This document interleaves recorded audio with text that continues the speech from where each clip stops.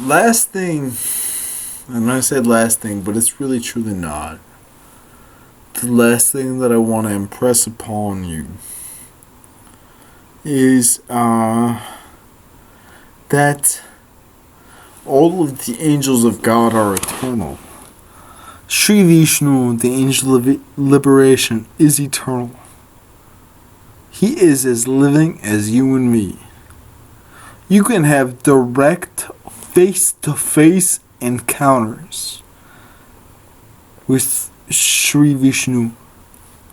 Totally possible. I confirm it by my right hand. See, my right hand is right here. I said it. I said it. You want to know who? Take him right back to Jesus. Get at the end of your days. Go to Yeshua Jehovah. Go to God on high and say, God on high. There was a man once and his name was, you can call my name what the fuck ever. You can call my name sure but fuck magic fidget. And I would still say, okay, he was trying to talk about me.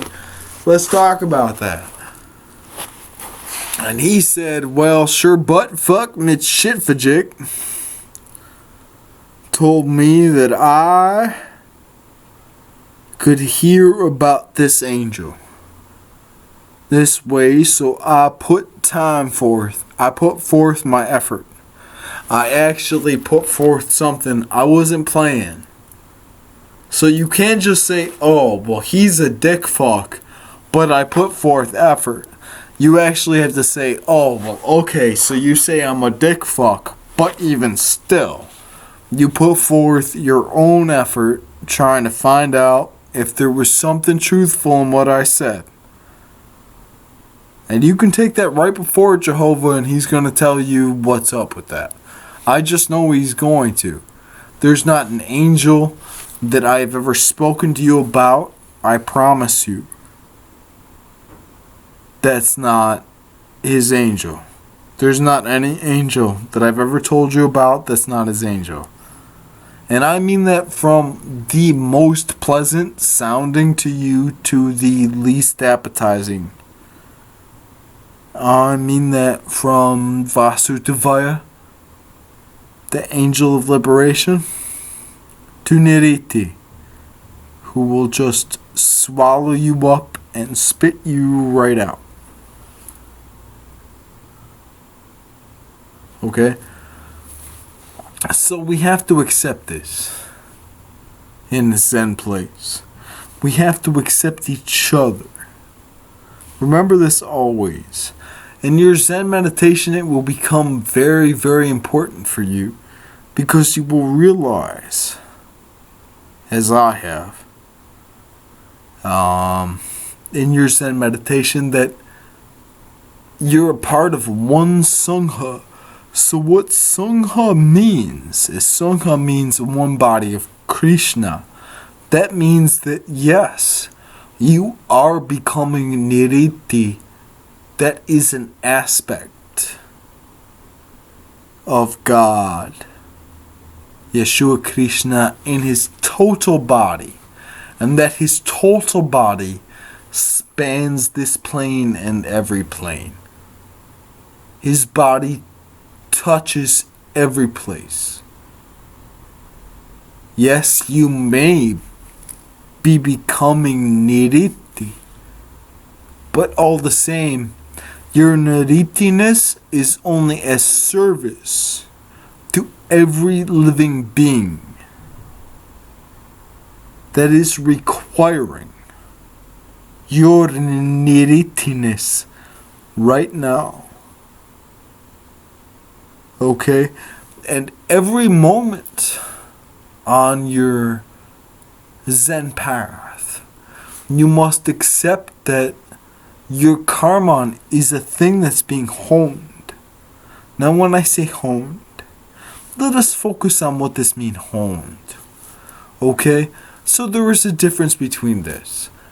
Let's picture we are both working in the kitchen.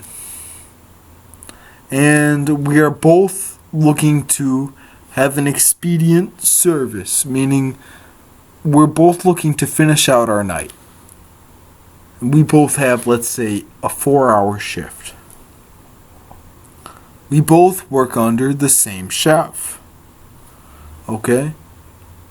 Now, I'm not here to draw. There's no comparison here.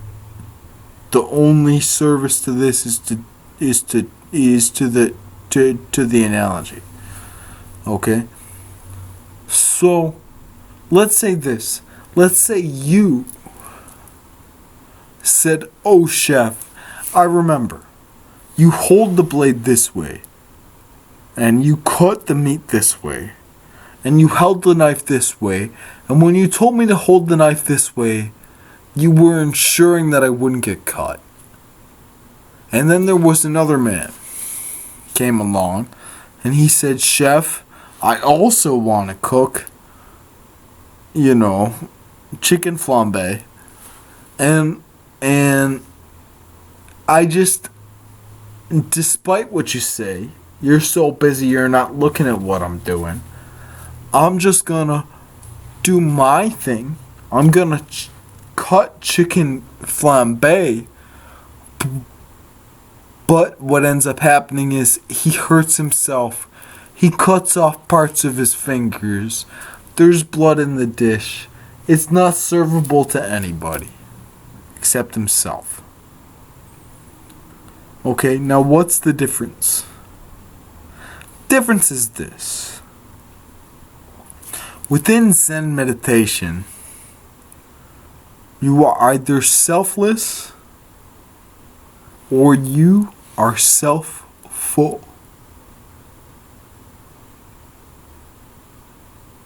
This is very important distinction to be made.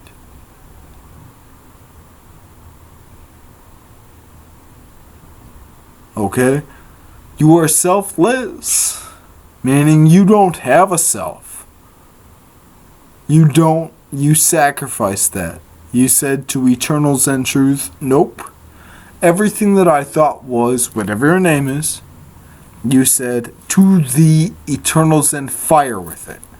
I'm whatever God wants. Zen selfless.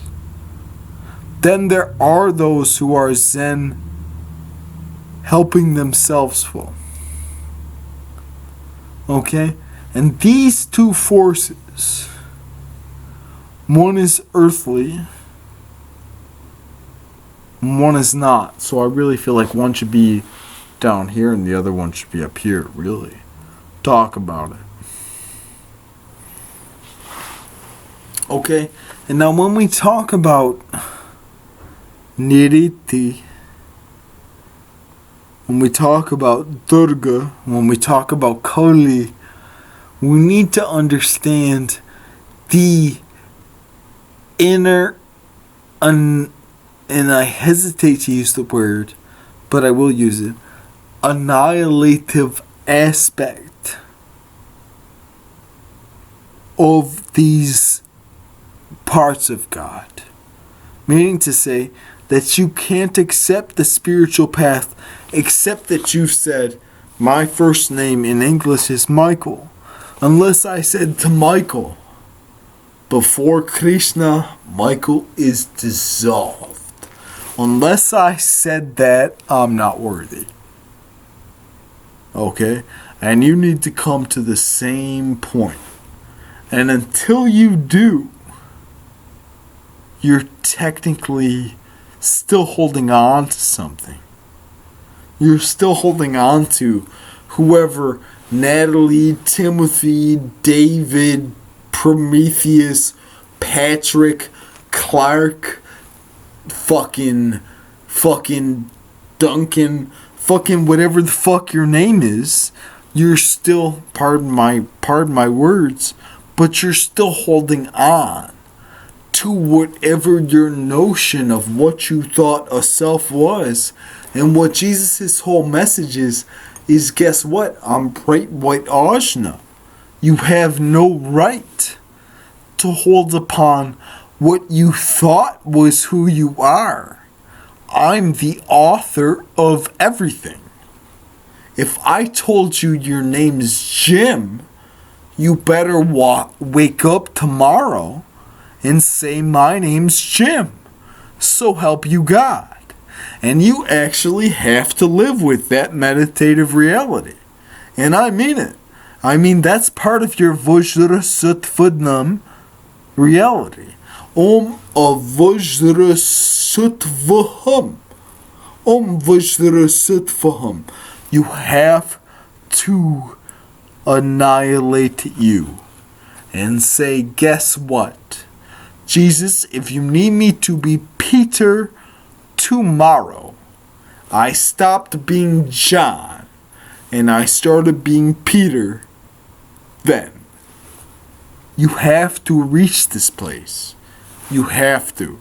Because until you reach the place that says to light, I am, then you haven't found it.